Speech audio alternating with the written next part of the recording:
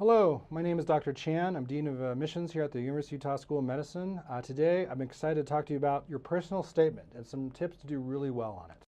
Tip number one, when you write your personal statement, proofread, proofread, proofread. Incredibly important. We are a detail-oriented profession. As a physician, if I prescribe something and mix up microgram versus milligram, that could kill someone.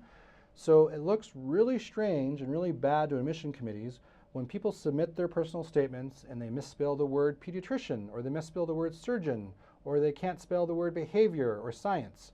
So proofread, proofread, proofread. Tip number two, answer the question, okay? So in MCAS, the primary application is a blank slate. Write about why you want to be a doctor, write about who you are. Most secondary applications will give you a secondary essay and there'll be a question. Answer the question. Number three, paragraphs are your friend.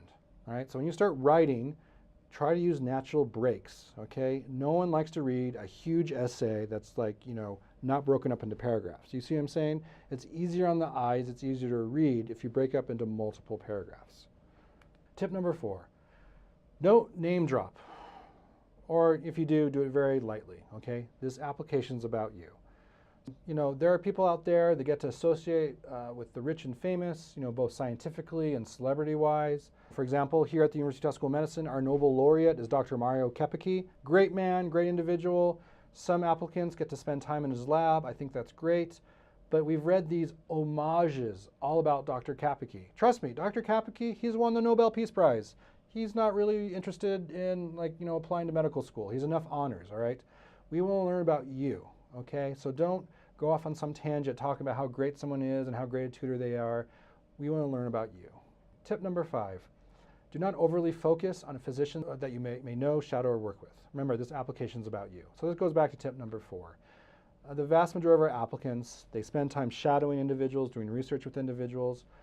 You can mention them in passing, but again, we don't want to hear too much about them. We want to hear about you. We think it's great that your Uncle Steve, who's a fantastic doctor, let you shadow them and spend time with them.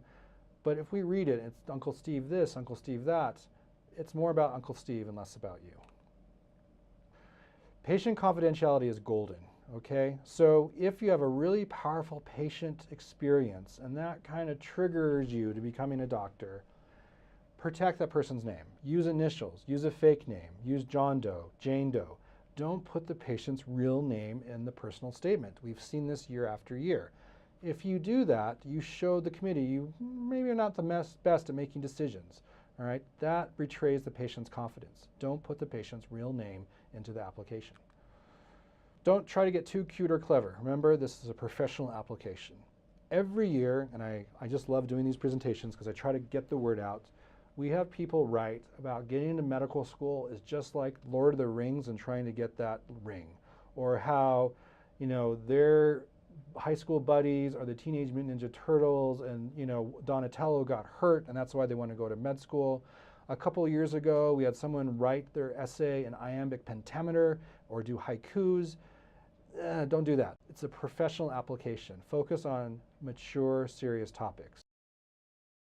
Anything you put in your essay or application is considered fair game and will be used to evaluate and assess your readiness for medical school. If you decide to put in sensitive personal information, the first question you need to ask is, how is this relevant to becoming a doctor? If you talk about how you were abused as a child, my heart goes out to you. I'm sorry, I'm sorry that happened to you. But the question the committee is going to ask is, what does this have to do with them becoming a doctor? So to me, this is a high risk, high reward approach. Some people can do this very, very well.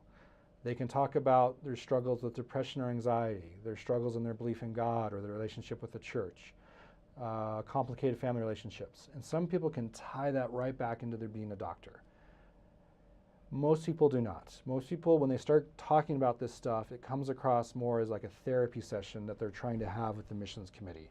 Those people do not get into medical school, all right?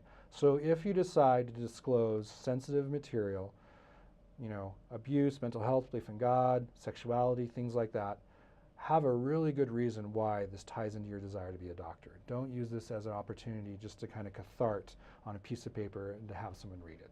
Tip number 9, no whining, no woe is me. I can tell you personally, and the admission committee hates it when people who don't get into medical school when they reapply, part of their personal statement is like, oh, I didn't get into med school last year. It was really sad. Don't whine, don't do that. The committee doesn't want to hear that.